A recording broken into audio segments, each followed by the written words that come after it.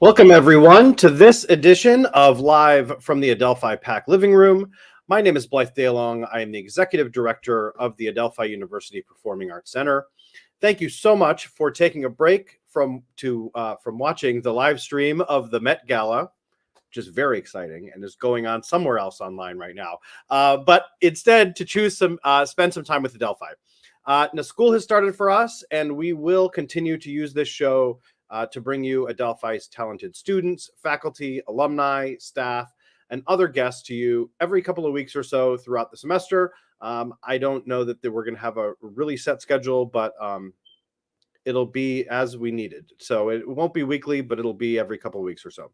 Now, on this episode, I will be speaking with Jonathan Larson grant recipient Benjamin Velez about his upcoming concert, his Larson Legacy Concert at Adelphi, and I'll be talking with members of Axiom Brass about their upcoming concert and workshop that they'll be doing in just a couple of weeks. But first, to kick things off with some music, here is the wonderful, talented Tony nominee Lily Cooper with the song Bridget, Michelle, Jessica from Benjamin Velez's musical Star Blasters. I was 3 when I got my first standing ovation, and I knew I belonged in the spotlight. But since then, every agent and talent scout tells me, I'm sorry, there's just something not right. So I got voice coaching, dance class, a pretty good nose job, guitar lessons, braces, a much better nose job, but still no big break. So there's only one thing left to blame. My hideous, loathsome, unpronounceable name, Brigitte de Blobowitz. Brigitte de Blobowitz. De Blobowitz, hard to reject my family's past, but I needed a name destined for fame that would last. Brigitte Leah Michelle, Brigitte Michelle Mariah, Bridget Fantasia Beyonce. And then it hit me. Bridget Michelle Jessica. It's the greatest name that ever was. Bridget, Michelle, Jessica. You'll be singing it over and over, because when the syllables combine and the vowels intertwine, it's like a baby angel sigh. Bridget, Michelle, Jessica. So beautiful. So beautiful, it makes you cry. Bridget, Michelle, Jessica, like a rainbow shining in the sun. Aki, Sejel, Simteg, Dirty, even saying it backwards is still so much fun. Other names are fine, but de Blobowitz was mine, and now it's time to say farewell. Bridget, Michelle, Jessica. Bridget who? I'll tell you who. It's Bridget Michelle. Jessica. You'll see it on billboards or carved in stone, on an Oscar or Grammy or scent of cologne. You'll hear it on a prayer throne and on a breeze, and you'll want it again, again, again, again. Please, Bridget, Michelle, Jessica. Bridget, Michelle, Jessica. Bridget, Michelle, Jessica. 3 first names are better than one. Lin-Manuel Miranda, God's favorite son.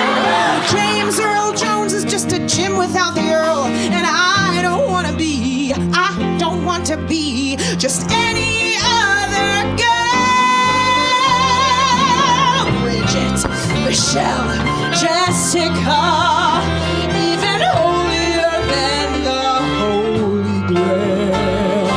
Bridget, Michelle, Jessica, even blind men weep when they read it in Braille. Faith will be restored and diseases will be cured when they pronounce my name.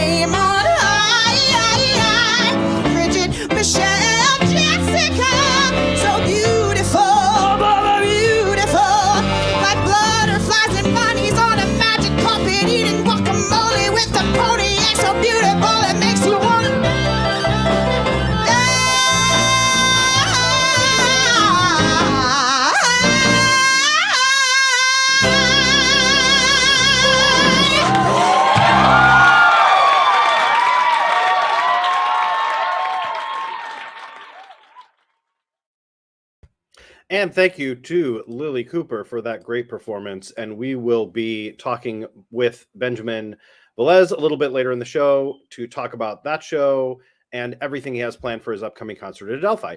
But before we get to that, we are going to talk with two members of Axiom Brass who are coming back onto this show. They were both here in February in advance of their virtual concert at Adelphi, but I am happy to have them back to talk about their upcoming in-person concert at Adelphi now that we are able to welcome them back. So please welcome back and say hello to Matthew and Kevin from Axiom Brass. Welcome back, gentlemen. Thank you. Thanks for having us, Mike. Absolutely. Happy to have you here.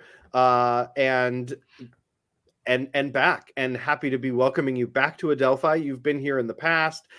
We had you as part of our virtual season last year, and we're thrilled that you're going to be here in just a couple of weeks to be back in person. So before we get to that, but just tell us a little bit about Axiom Brass and the kind of music you guys do and what your group is really known for and what you put together. Yeah, so Axiom Brass has been around since about 2007, and we focus primarily on original music written for brass quintet, or we do translations of pieces written for other media that we have translated and arranged ourselves. And we're just thrilled to be back live at Adelphi again. And yeah, it's going to be another exciting year. Yeah, and while you guys are here, you're also going to do a workshop with some high school students, I think, right? Have I got that right? Yeah, so we'll be doing some workshops, and something that's a regular part of our time at Adelphi. We often work with students and help them to get better at their instruments and to teach them how to practice better, which is a very specific art form in and of itself. We share our music and our passion for education with students to hopefully inspire them to continue on in music and to be contributors of the art. Which is great, and I think is one of the reasons why we have you guys back year after year. You are one of our ensembles in residence for the music department, and it's really such a great, that consistency is also important, and the being able to have you back and talk with the same people more than just like, oh, here's a workshop for an hour and I'm never going to see you again. It really makes a difference. So, thank you for that, and we're thrilled for that. Now, as I mentioned before, we had you guys were. Had an Adelphi concert back in February. You did that from back in your home in Illinois, I believe, where you guys Yes. are based. And so we have a short performance to share. This is not your performance at Adelphi or that you did for Adelphi, but I believe it is a piece that you did perform as part of that Adelphi concert. Absolutely. So tell us about what this video is. Yeah, so a big part of our identity as an ensemble is that we commission works by living composers. And we were premiering a piece at that, and we built this entire concert around the premiere of this piece. And we wanted to offer a very unique and diverse repertoire. One of the pieces that we performed is what you'll hear this excerpt from, is a piece by George Walker. George Walker was a fantastic composer. He was actually the first African-American composer to win a Pulitzer Prize in music composition in 1996. He sadly passed a few years ago, but his music lives on in what would have been his 100th birthday this season. So we honored that by performing this piece. He's written one and only brass quintet in 1975. It's called Music for Brass, Sacred and Profane. It's in 4 movements, and the clip that we're going to share with you features our new trumpet player, Chris Scanlon, who joined us at the end of last season and throughout the summer, and who will be joining us for our residency with Adelphi. This features him on a cornet solo. The movement is really gorgeous. It's sort of a distilled version of a chorale by J.S. Bach. It's called Liebster. Let's see, let me find the name of it. It's the third movement entitled Liebster Jesu, wir sind hier, which means Jesus, we are here. So it's really quite a beautiful movement, and it's just sort of minimalist and pointillist, but still fluid and just really quite beautiful. So I hope you enjoyed this clip. Great, happy to share. Enjoy this short piece from Axiom Brass.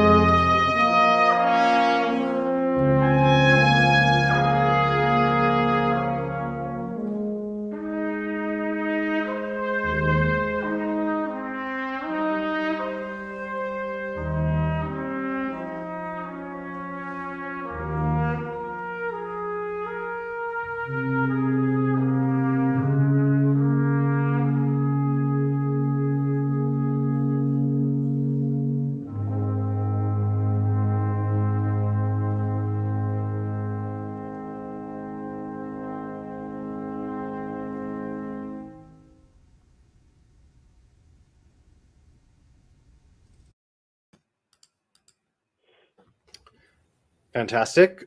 Great. Thank you for that. Thank you. Now, tell us a little about what we can expect from your upcoming concert that's here at Adelphi on Friday, September 24th, in just a couple of weeks. Well, we always provide a variety. You will hear that piece in its entirety. We are going to be performing some early pieces, and as well as some pieces that are rather new. In fact, I want to talk a little bit about a piece that we will be making its world premiere at our Adelphi University concert. It's by a composer named David Lipton. And the piece is called Weights and Measures, and it's kind of a play on words. It's weights, W-A-I-T-S, weights and measures, and it's very interesting as far as the way he it's very mathematical in a lot of ways. The way he sort of combines the slow and fast movements. He takes the tiniest divisions of notes and somehow makes everything piece together. If you do the piece from start to end, all of the time signatures relate very intricately from beginning to end. This piece is part of a commission from a large project that we started several years ago called the Brass Legacy Project. And Matt, if you want to talk a little bit about what that project is and what that means to brass art chamber music. Absolutely. So we kind of talked a little bit about how kind of the music that Axiom Brass likes to play, and it's original music and music that we commission. But the brass quintet is a relatively new side of the chamber music world, at least compared to Mozart and Beethoven's days, 300, even sometimes 400 years ago with Haydn. And we just can't really compare the amount of musical output that was done over the past 400 years. I mean, we think, being very generous, the brass quintet has repertoire from maybe the past 100 years. And so something that was really important to us was being able to find ways to produce more quality works for brass chamber music, so that 100 years from now, there will be it can be compared to the string quartets and piano trios of the 1700s. And one way to do that is to organize a commissioning consortium, because commissioning can be very difficult in terms of financially difficult, as well as being able to really get the music out there. So we created this project called Brass Legacy, which is a large-scale commissioning consortium. It's a subscription-based commissioning consortium where we have universities, ensembles, and individual members who are contributing to this consortium. And every year we will commission and release to all of our Brass Legacy members 4 brand new works that were commissioned that year. There are some caveats for that. The individual membership, since the fee is so low, they get a choice of one of the 4 commissions that are released through that year. But ensembles and universities receive all 4 commissions.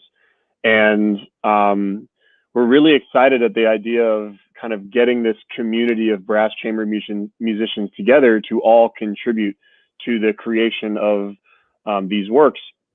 Now, the main part of the project is the commissioning consortium, but along with the yearly subscription fee, we also have a members portal on our website at brasslegacy.com, where we publish a quarterly publication, online publication, with interviews and articles by leading brass chamber musicians, up and coming brass chamber musicians. Sometimes we even have students contribute with their own articles, as well as composers and interviews with composers, articles with composers who have written for brass chamber music about their process. We also have articles with, we usually highlight one piece of music that maybe people don't know much about. Somebody will write an article we call Hidden Gems, where they highlight and analyze certain parts of pieces. And we do album reviews. There's a lot of things that are involved in that.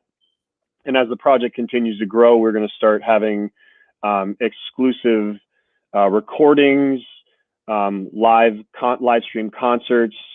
That's a little bit further down the road, but we're really excited at the idea of just creating this community for brass chamber musicians and continuing this something that we're very passionate about, which is creating more repertoire for brass chamber music. So you can visit brasslegacy.com to learn more as well. Thank you. And check that out, because we want to continue this going and really get as much quality music as we can. And the only way to do that is to get a community of brass chamber musicians together to produce these works. So, sure. I mean, it's such a specialized group of instrumentation, and like you said, it's a fairly new thing. So it's not something that one group or 2 groups can really take on themselves to build up that repertoire. So it's a really smart idea to kind of band together and pool your resources to really, promote the art form and help sustain it and help build it. So that's great work. And yeah. One other quick aspect about Brass Legacy that's great is a lot of times when pieces are commissioned by one ensemble, they're performed once, they're hardly ever recorded, and then they're put on a shelf somewhere. And the nice thing about Brass Legacy is, with the exception of our performance at Adelphi, most of the commissions, we're getting rid of the word premiere, because as soon as a member shows up, they have access to, or signs up, they have access to these works, and it can be performed all over the world. They have the rights to perform, record, obviously pending mechanical licensing and stuff like that. But they're able to perform it all over the world. So it not only are we creating more works, but we're distributing it to all of our members to be performed over and over again instead of performed once and put on a shelf. Yeah, no, which again is so important, because it, if it happens once and goes away, then it really doesn't exist, in a fashionable way. So I think that's fantastic, and more of the great work, and again, more reason why we keep bringing you back, and we're thrilled and happy to have you as part of Adelphi. Now, you guys also have a new album coming out soon, I believe, right? Absolutely, yeah. Coming out in what, Matt, in a few weeks here, a couple weeks here. Yeah, probably just after October. Yeah, just So, after October. So yeah. we're very proud of this. And actually, if you come to the concert, you'll hear a couple of pieces off of that new album. It's an all Astor Piazzolla album. The title is going to be Astor, and it's all translations that we've done, actually specifically done by our trumpet player Dorval Puccini.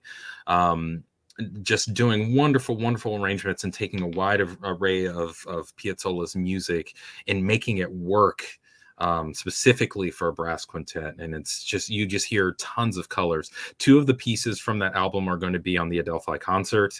One of them is Fuga y Misterio, and the other one is Milonga de la Anunciación from Muria de Buenos Aires, the operetta.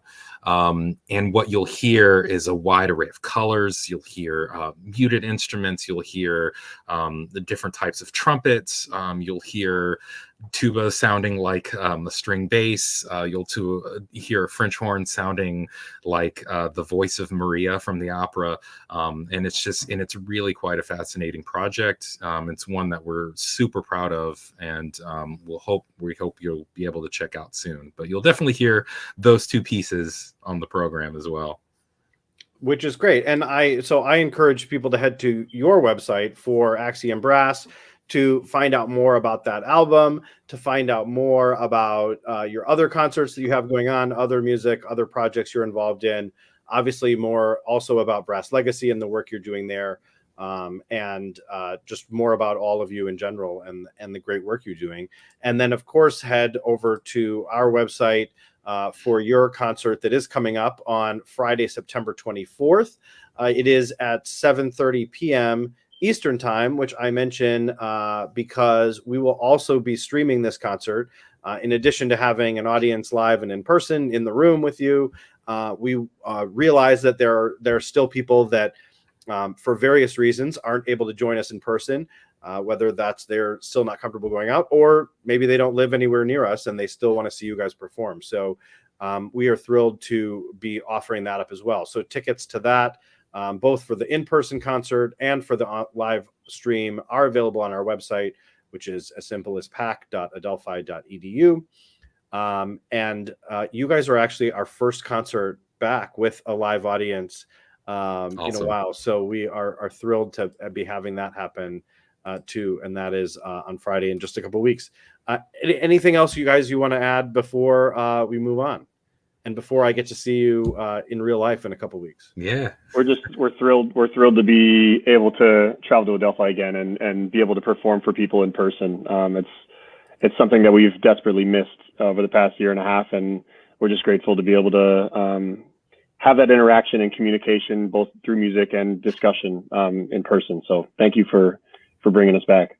Yeah, we're looking forward to it, and again, especially to the workshops that you'll do with our students, as well as with some area high school students, and then obviously the great concert that I know you'll put on. So thank you both so much for taking the time to be here, and I'll see you soon. Thanks for having us. Take care. Yeah, thanks. Good to see you both. And so yeah, as I mentioned, that show is on Friday, September 24th. We are very much looking forward to that, but also looking forward to what is happening the next day, which is our Larson Legacy concert series, started back in 2015 to bring recipients of the annual Jonathan Larson grants to campus. Now, since Jonathan Larson, as many people, certainly anyone who watches this show knows, is an alum of Adelphi, the creator of the musical Rent, as well as the musical Tick, Tick, Boom that has been turned into a movie that's going to be on Netflix. in a couple months, and many other great projects. Now, we took a pause on these concerts last year, but we are happy to resume them this semester with the first one being the wonderfully talented Benjamin Velez. Now, you heard some of his work at the top of the show. So to tell him more about himself, the piece that we heard, his upcoming concert, and everything else he has going on, please welcome Benjamin Velez. Hello, Benjamin. And you are muted. I am muted. It's the official. I was waiting all this time and I couldn't get it right. Yeah, it's all right. Hello. Hello. Now, thank you as well so much for taking the time to join me. You are a 2020 recipient of the Jonathan Larson Grant, and you are our 11th Larson Legacy concert, which I'm very happy about and thrilled about. It's one of my favorite things that we do. But to tell us a little bit about yourself, kind of your background, how the musical theater composer world got to you, and what that means, So yeah, but let us know. Tell us a little about yourself. So I was born and raised in Miami, Florida. Although I've been prouder of my state than I am right now. But I love Miami, and I grew up doing theater as a kid there, and studying piano. And honestly, I did theater during like high school, but I didn't think that's what I was going to pursue. I thought I wanted to be a filmmaker, and I came to school in New York, and I was a film major. And then 1 year during school, I wrote a musical, and it's this thing at Columbia called the Varsity Show, where you spend all year writing an original musical about life at Columbia. And I'd never had more fun doing that. And I was convinced after that I had to spend the rest of my life writing musicals, which is it's a risky thing to decide, because it's not the easiest career path. Yeah. And but when you love something that much, it's hard to not go after it. And then after college, I joined the BMI writing workshop, and I learned a lot of stuff there and met some really great people. And then for most of my 20s, I had a day job working at Sony Music while I was working on writing musicals. And over the last few years, I've kind of transitioned to writing musicals full time, and it's exciting to finally have projects that you've been writing for like 7 to 10 years finally start happening. Yeah, which is like the incubation period for musical theater. Absolutely. It's one of those things that it's like you start doing it and you're doing it for a long time before anybody else ever sees any of it, which is, at once frustrating, but also hard for people to understand that's, the overnight success that took, 15 years, right? Well, it's like with this Larson Grant, which is a huge deal to me personally, because I'm a huge fan of Jonathan's, and I feel like it's a cool time to be doing this concert here with Tick Tick Boom coming out, because that's like his first project before Rent. I know he did other things before that too, but it's exciting that's getting that kind of treatment. But yeah, you apply for these things every year, because it's a very, in one sense, it's like a very small community, musical theater writing, because it's all concentrated in maybe New York, London, a little in LA, but on the other hand, everyone's trying to get the same few things. So it's like, I've been applying to this grant for the last decade, and so when you finally get an honor like this, it means so much, because you feel like 10 years worth of attempts have paid off. Yeah, go ahead. Sorry. Yeah, no, it's great. Well, and also, it's interesting talking to Megan and some of the people that work on the grant side of things over at the Wing, and they've said the same thing. They're like, yeah, you see the same people over and over, and there's a number of people on the committee that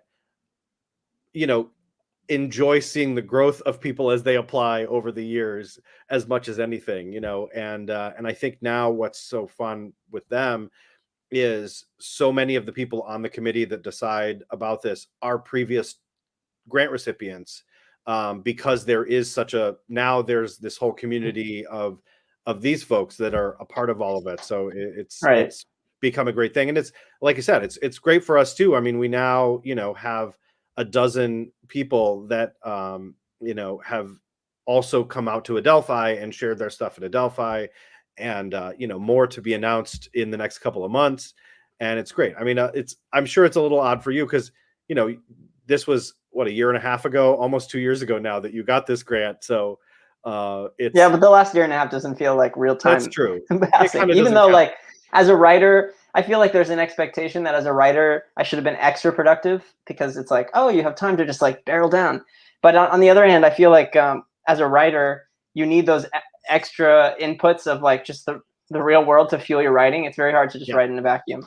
Oh yeah, I mean, we Cesar Alvarez was one of our folks a few years ago, and he, in his workshop, he said to the students, he's like, one of the best things you can do is just book a gig. He's like, just, I mean, which, not meaning like get a job, but like, say that you're going to be doing a concert on this day and tell people about it, right? And he's like, because then you just have to, now it's going to happen, and you can't sit around and like wait for a thing. He's like, you have to just go do it. And he's like, even if it's not quite there, he's like, I can't tell you how many projects I talked about for years, or had ideas about, or worked on little bits here and there.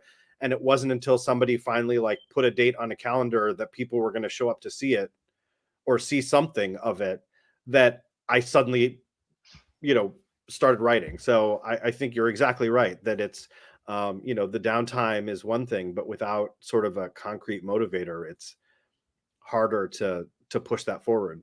But what I will say has been good is that, the quarantine and everybody having all this time has allowed for some great videos to be created, and for folks to make a lot of great things at home and share. So which we're going to do now. Yeah, perfect segue. See how that worked? Look at that. It's almost like I had a plan. But so yeah, some music that you've done for various events and some online things, and we're gonna share a couple of those. Before we do that, do you want to talk a little about that first song we heard at the beginning of the show from? Sure. Yeah, that Lily Cooper's Destroyed in a good way. She's amazing. So that show. So it was called Star Blasters, but we're retitling it now to call it Boomerangs. That's the title we're trying out. But it's essentially about a group of friends who are around turning 30, and they've spent their adult lives this far working at an event, like a rundown theme park in their hometown that's kind of falling apart, that was affected by Hurricane Sandy. It takes place on like the Jersey Shore in a small town like that. And they're all kind of struggling in like a post-recession America, dealing with like, is this what they want their lives to be like? And it's about looking back at the choices we've made and realizing that it's not too late to go after the things you still want. And that character is just someone who has also been working at the park, but has always wanted to be a star, and is finally deciding to change their name to hopefully restart their career. Sure, because obviously that was the only problem. Yeah. Yes. But no, I mean, I'm excited about that show. It's the reason for the title change. There's so it's a lot about our relationship with our parents and the expectations our parents have for them, for us, like my generation specifically, versus like what's possible for our generation. And it's not the same kind of trajectory towards success, or success has a different meaning now than it did when they were coming of age, and the conflict there. So there's actually, instead of like a Greek chorus, there's a boomer chorus in that show, and we're trying to play with the dual meaning of the boomers being present as this kind of chorus looming over them, but also boomerang is a term of people who come back to live with their parents, and a lot of people my age are doing that, especially during the pandemic. So I'm excited about that show. Yeah, I like it. And now we have a couple more videos to share that are both from another musical that you have in the works. So tell us about that show and this first video that we're going to see.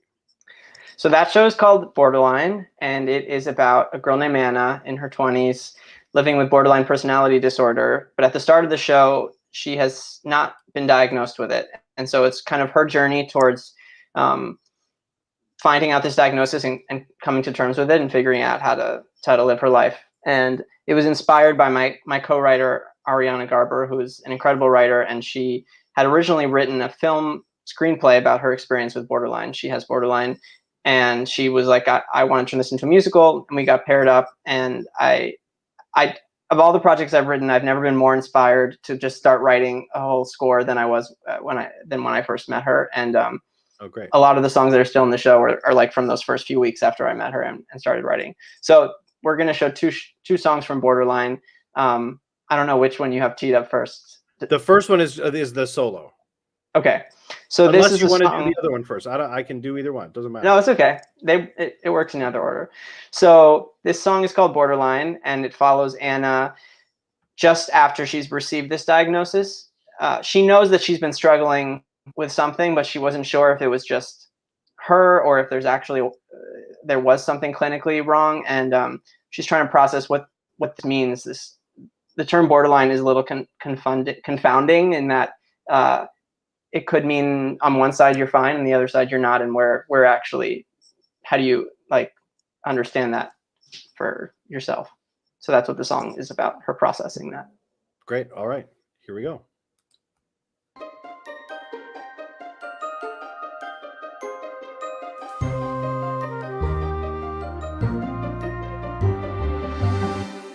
There's a girl I see in the mirror. I touch her face and my finger traces her eye. There's a line between me and her. Sometimes that line's a blur, and I don't know who I am, who I am. I wish it was clear. Am I there? Am I here? One of us is sick and one is fine. But where's the line? Where's the line? Where's the line?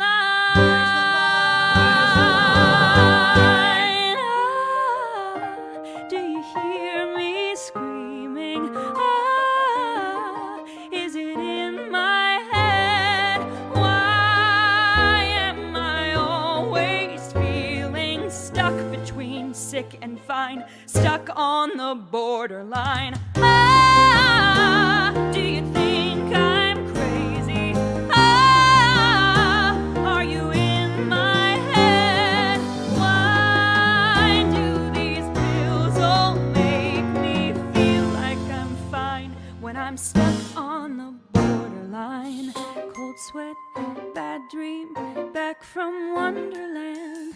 Fall down, fall up, they don't understand. One cut, just one, just to let it out slowly. Helpless, stop, you can fight it, just try it, just try. Do you see me bleeding? Is it in my head? Why am I always feeling stuck between sick and fine? Stuck on the borderline. Am I neurotic, psychotic, or am I in between? Am I depressed or suicidal, or am I in between? Am I insane or just dramatic, or am I in between? In between fake and real, in between think and feel, in between stop and go, yes and no, high and low. Do you think I'm crazy?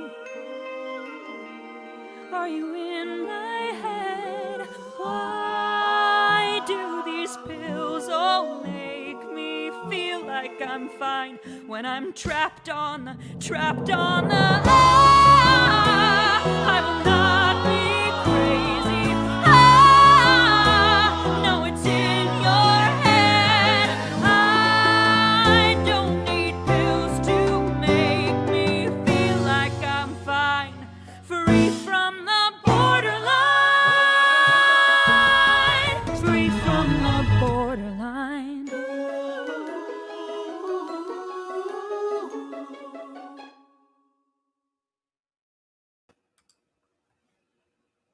Another great song.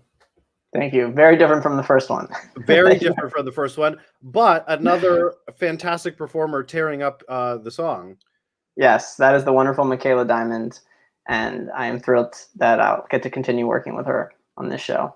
Yeah, she's great. Yeah, as we're about to see more of. So that was one song from Borderline. While we're talking about Borderline, let's head right to the next piece of music we're going to hear. Okay, so this is another completely different song. So this is Anna, the main character, is she's forced by the court to go see a therapist, and in the waiting room of that therapist's office, she meets this guy Jesse, who's in to see a different doctor, and they start a friendship. It's a little bizarre for Anna to get so much attention from a guy. So at first she plays very hard to get, but at a certain point, Jesse, the guy, decides he's going to ask her out, and this song follows that kind of conversation as he's trying to convince her to say yes to going on a date with him. Okay, great. Here we go. We hope you guys are staying safe and relatively sane during this time. This is a new song from the new musical Borderline. Wanna go out with me on Monday? What? Maybe a beer while we both rant. We could hypothesize how one day robots will kill us all. I can't. Okay, wanna go out with me on Tuesday? I know a bar with chess and cheese. And every week it's country blues day, so we can square dance. Not a chance. Please. I'm busy. Fine, Wednesday, how about some sci-fi trivia karaoke? I'd rather kill myself. Okie dokie, Wednesday. I'll be in bed by 7 o'clock. Don't ask, it's serious. Not a big deal, I like mysterious.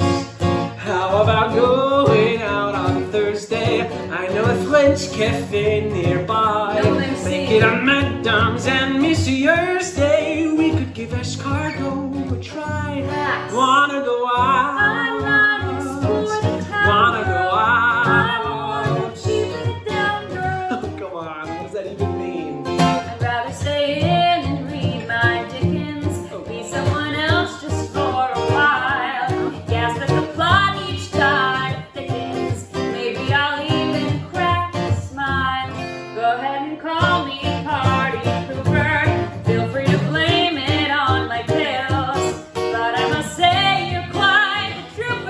By now the other guys would have fled for the hills. Someday maybe I could be Miss Piggy to a Kermit. But right now I'll stay a hermit. Someday. Who cares about someday? I'm asking for Thursday. Yes, I get it. Then why don't you let me? Try and let it go. No. I'd rather stay in isolation where I don't worry what I say. So to avoid a cancellation, I'm gonna tell you no today. I'm not going out. I'm not the give up easy Not going guy. out. I'll be a light and breezy guy. So what about Indian food? Too spicy. Seeing an opera? Way too pricey. Maybe we ice And skate. too icy. Seriously? I'm not into cold. A trip to the sauna. Oh, too sweaty. Eavesdrop on tours for fun. Too petty. Italian I don't restaurant? like spaghetti. Who doesn't like spaghetti? Me. Playing some mini golf. Getting colder. Museum of sex. Okay, that's colder. Movies and My head popcorn. on your shoulder. Yep, Getting warmer. I'm learning. Maybe it's better than on Friday. Hang in our PJs, watch TV. We'll dab it chocolate chips and pie day. Snuggling up just you and me. What do you say? I'm not your chocolate chips, What do you girl. say? Not our relationships, girl. I don't have a clue of what I'm doing, what I'm feeling. All this fluid has me reeling into cosmic heights of high anxiety. Grateful I reject sobriety. Need a Xanax. Need a Clonopin. Need a Valium.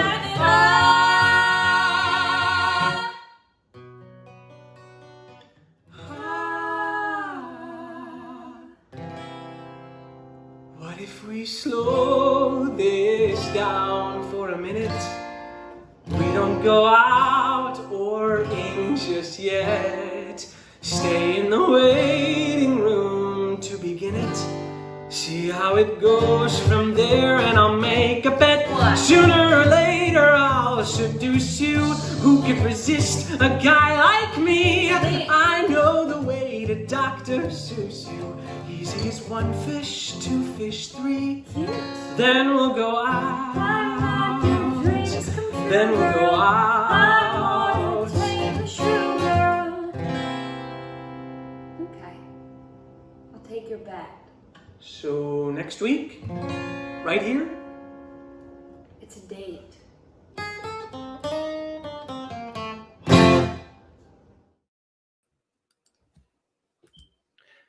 Thank you for that.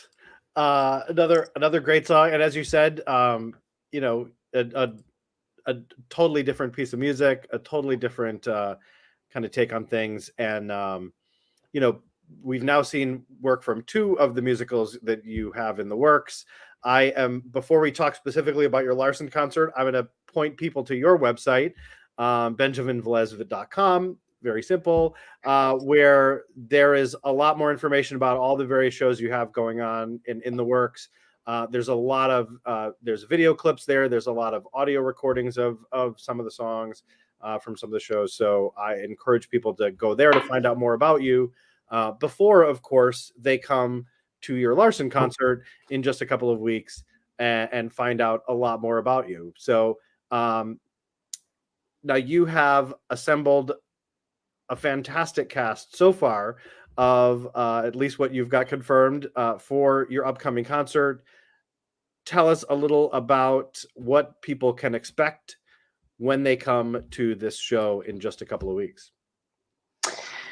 So I'm trying to make the show feel like a casual concert in someone's like backyard, because I'm not generally the concert kind of guy. Like, for me, it's all about the shows. I love being able to write songs for how they function in the story. So it's always a challenge for me planning concerts like this, because I want people to have enough of a sense of how this works for the character in the story, because I think then they appreciate more layers to the song. So my goal will be to kind of introduce them to a few different shows of mine, and then hopefully have them feel as immersed as possible with the characters, and hopefully by not having too much production value, people will be able to imagine. But I'll be showing songs from that first show we talked about, Star Blasters, now called Boomerangs, from Borderline, from another project of mine called Kiss My Aztec that I'm excited about, and that we'll share a song from. And that one I've been working on a long time, and it was actually my first show to have big production out in California, and we're hopefully bringing that to New York in the coming year-ish. So I'm excited about that. I mean, in this world, everything is an ish, right? I mean, yeah. But I mean, could no, be 2 years from now, or you could get a call saying like, "Hey, we're going to do this in 3 months because something just opened up." Yeah. Well, the fact that this is happening live, will be happening live, is exciting, and I hope that we can continue to keep theaters open, because it's so much different experiencing these things with an audience than like those two videos we just showed. I mean, those performers are so talented, but it just it's not the same as if you had gotten to see them in person and react in person. Yeah. Well, so for me, that's going to be thrilling. Yeah, with our first video of Lily, it's amazing the difference that makes, even in watching it on video. That, you know, just to know that there are people there and to get them reacting and to have them be part of it is important, and especially for the kind of work that you do, where, as you said, you're not writing a bunch of standalone songs. These all are part of a bigger picture, and to figure out the best way to show that, I think is really interesting. I mean, it's, you know, we've done a bunch of these, and it has been interesting to see how people take the resources that they have to put on the show. And some people have done it where it's little bits of a lot of different things. A couple people have done just a full reading of one show. And several people have done what you're doing, which is, okay, I'm going to do like maybe 3 or 4 segments, and I'm going to put all the pieces from one show together so you get a sense of that show, which is a really great and smart way to do it, because you're right. Some of this stuff, it's hard for it to exist out of the context of the show without, 15 minutes of explanation. Yeah, it was a tough choice for me, honestly, because I'm someone that I love I was in an a cappella group in college. I love vocal arranging, and so I love using the ensemble in the things that I write.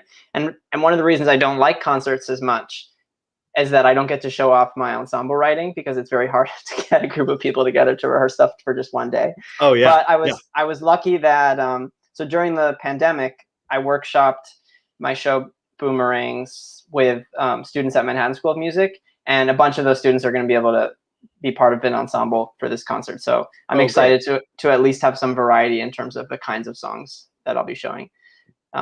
Because I do think it's the storytelling has become so much richer when you can use all the things you have in a full show. Yeah, of course. Of course. So Benjamin's Larson Legacy Concert will be live at Adelphi in the Olmsted Theater on Saturday, September 25th. This is an afternoon show, so it is at 3 p.m. Eastern Time, which again, I'm saying because this concert also will be live streamed for those who are unable to attend in person, as well as for the fantastic audience of folks that we will have in the room. Tickets for this, for both the live stream and the in-person, are available on our website, pac.adelphi.edu. I also encourage you to head to Benjamin's website once again to find out more about him and the great work that he's doing, and also that puts things much more in context. There's a lot of information about each show on there, or at least some of them, that kind of talks you through it as the songs go on. So I went digging to find Katie's thing, so that's how I know at least a bunch about Borderline and the webpage there. So thank you so much for taking the time to be here. I am so happy we were able to do this, and as I said, I'm very much looking forward to you being out at Adelphi in just a couple of weeks with a really fantastic group of people to resurrect our Larson Legacy Concert Series and get that going again. Me too. I'm excited. Yeah, it's going to be great. And now we have one more song of yours to close out the show a little bit later. I'm going to do a little bit more business before we get to that, but anything you want to tell us about that or the show itself before we get there? Yes. So this is from Kiss My Aztec, which is a farce about a group of rebel Aztecs fighting back against the Spanish conquistadors. And it's this is the opening number from it. And we did it during the pandemic times. We did a version that was part of a Viva Broadway concert. So that will be the video from that, but it's that's all you need to know. It's great. That is all they need to know. That's right. It's a really fun song and a fun number, and I'm looking forward to sharing that. So again, thank you so much, and we'll all see you in just a couple of weeks. All right. Thanks for having me. Thanks, Benjamin. Bye. And with that, we are almost done with another episode. Now, our season is about to get underway. Our first show, as I said, is on Friday, September 24th with Axiom Brass. And then we are busy going from then on through the rest of the semester, as we prepare to welcome you guys and audiences actually back into our spaces and into the theater. Visit our website for details about all of our great upcoming shows. One other show that I want to talk about here is our Department of Theater is presenting their first play of the year, the award-winning play The Wolves by Sarah Delap. That is coming up October 5th through the 10th from our Black Box Theater right at the beginning of October. We'll be talking more about that on an upcoming episode. But it is coming up soon. There again, it will be live and in person. Tickets are extremely limited to this, but it will also be there'll be an online version for that as well. So check that out. Details again on our website. We look forward to welcoming audiences back to our season. All of Adelphi students are vaccinated. Adelphi faculty and staff are vaccinated. Everyone who is in the theater will be wearing their masks at all times, except for the performers. We will be requiring proof of vaccination or of a recent negative COVID test for anyone to enter the space and into the theater. And also for many of our shows, we will be having a reduced capacity, all to make people as comfortable as possible, to really be able to continue bringing you great live entertainment with an audience in person. We really want to help keep things under control, but also know the importance of everyone getting together and being in a room and sharing a common experience, like a fantastic musical or musical performance or theater or dance or all the things that we're looking forward to doing. Now, with that, we have come to the end of the show. As I said, I'm not exactly sure when the next episode is going to be, probably in a couple weeks, probably that first week of October, so that we can talk about the Wolves, but also the other fantastic things coming up in October. Be sure to subscribe to our YouTube channel and follow us on Facebook so that you don't miss an episode, as well as making sure to sign up for our e-newsletter to get a weekly email and to keep up on all the great performances we have coming up throughout the semester. Thank you all again for watching. I will see you all again soon. For now, stay safe, stay healthy, get vaccinated. I look forward to seeing you again in person, starting on September 24th with our first show, again on September 25th with Benjamin Velez and his fantastic performers. But for now, here is one more song from his musical Kiss My Aztec. Enjoy, and I will see you again soon. Coo, coo, coo, coo, coo. Coo, coo, coo, coo, coo. Coo, coo, coo, coo, coo. Coo, coo, coo, coo, coo.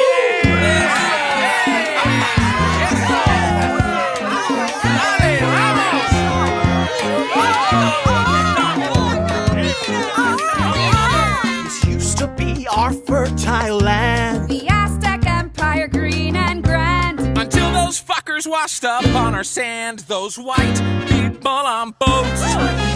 White people on boats. White people on boats. The end of good times in most tropical climes is White people on boats.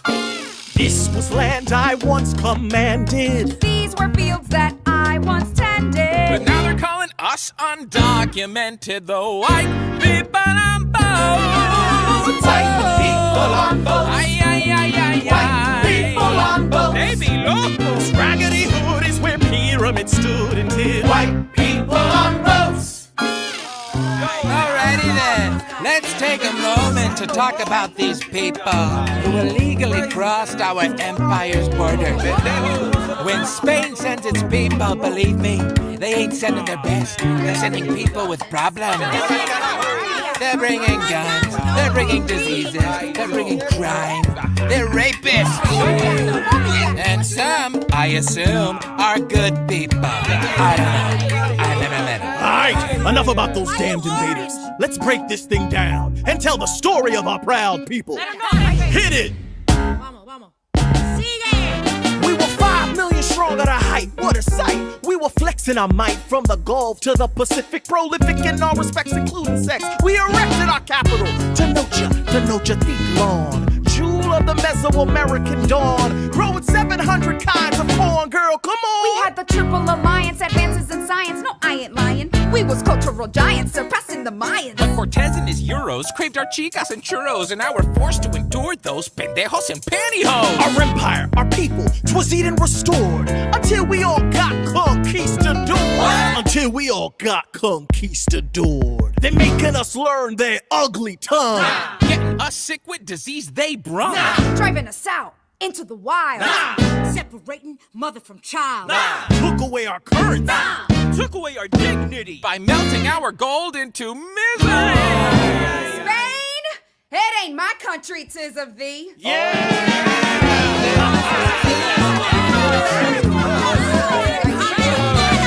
Future peoples, please take heed. Don't be fooled by gold and greed. Your ass will get whooped and your hands will bleed. 'Cause a white people on boats. White people on boats. Ay, ay, ay, ay, ay, White people on boats. The original sin of the country you're in is white people on boats. Yeah, that's right. Africa, look out. There's some bad Dutch dudes coming down your way. People on boats. Vietnam, first you get the French, then a whole bunch of people from some place called the US of A. White people on boats. Whose ass is coming? White people on boats. Oye, gringo, go. White people on boats. Say adios. If your black friend to town. Shit, it's white people on